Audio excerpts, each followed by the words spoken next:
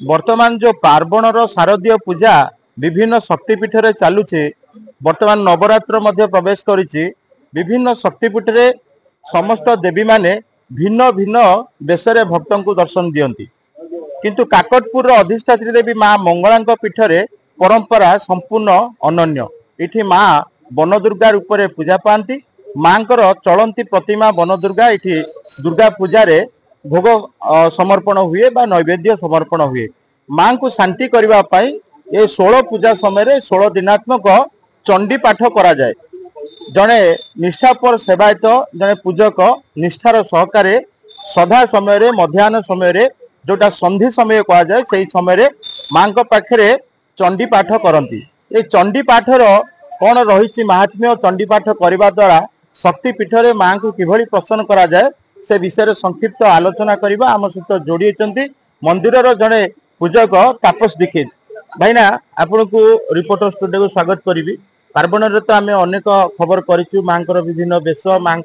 रीतिकांति की नहीं खबर करा किंतु जो सप्तशती चंडी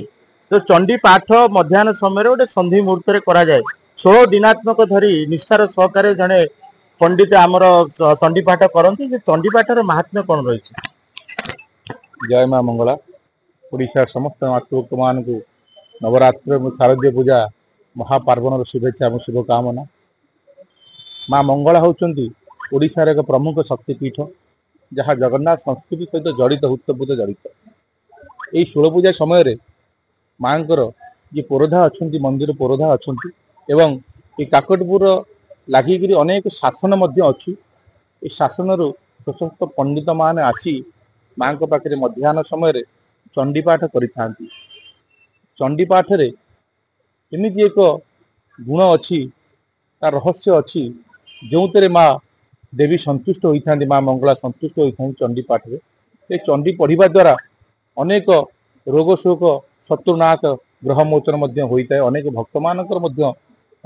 होता है यही चंडीपाठ रे यही पाठ करने द्वारा चंडीपाठ करने द्वारा माँ मंगला संतुष्ट लाभ करथांती एवं भक्त मान को कृपा भिक्षा आम जहाँ देखिलु जो पंडित महाशय आमर निष्ठार सहकारे माँ पीठरे चंडी पाठ करुछंती किंतु आमे कहिबा वर्तमान विभिन्न पुस्तक तो उन्मोचन सरलाणी सप्तशती चंडीर किंतु आमे देखुथिलु माँ मंगला मंदिर रे राजराजुड़ा समय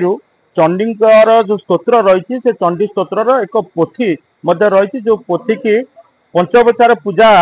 समर्पण करा जाए एवं पूजा समय से पोथी सामने रुहे से पोथी की लेकिन बहु महात्म्य रही जहाँ को श्रद्धालु मैंने शुणिले से रोग शोक भव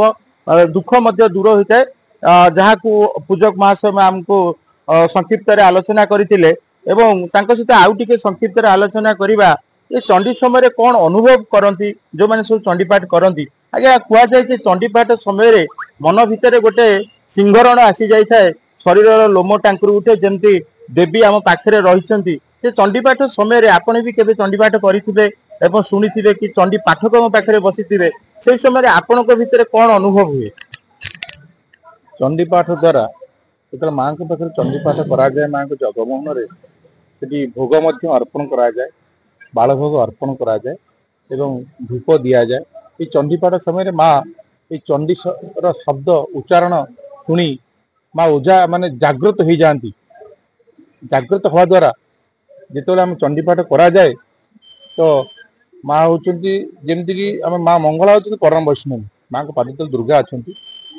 अनेक चंडी अच्छा अनेक जोगिनी अच्छा आप जानते 64 जोगिनी अच्छा चंडी अच्छा चंडी द्वारा देवी संतुष्ट होता तो यही चंडी द्वारा माँ संतुष्ट होकर महिषासुर को ठाब करने जाता अनेक पुराण रे वर्णित अच्छी चंडी होची अनेक रोग शोकर माने जहाँ कहती भक्त माने निष्ठा सहित चंडी करती तार मनोकामना पूर्ण होता है आम विश्वास निष्ठार सहित चंडीपाठ कले मनस्कामना पूर्ण होता है जेभली देवादेवी को विभिन्न प्रकार फूल फल पुष्प एवं नैवेद्य अर्पण करा जाए सेहीपरि मध्य जो चंडी पुराना पोथी रही से पोथी की स्वयं माँ चंडी रूप में फूल धूप दीप नैवेद्य देकर पूजा करा जाए जो पंडित महाशय चंडी पाठ करती सी अनुभव करती चंडीर प्रत्येक श्लोक प्रत्येक शब्द जो गुंजरण हुए सतरे अनुभव से करती जे देवी जाग्रत होकर उर्जाट शक्ति सहित जड़ित अच्छा एवं चंडीपाठ करने द्वारा ये अनेक मनस्कामना पूर्ण हुए बोली विश्वास रही। जो समय चंडीपाठ हुए अनेक श्रद्धालु जगमोहन रे बसिक चंडीपाठ को निजे शुणती और अनुभव करती। यह हूँ नवरात्र समय 16 दिनात्मक जो शारदीय दुर्गा पूजा रही माँ मंगला पीठे चंडीपाठर महात्म्य। काकटपुर आर्य विश्वास रिपोर्टर स्टूडेंट।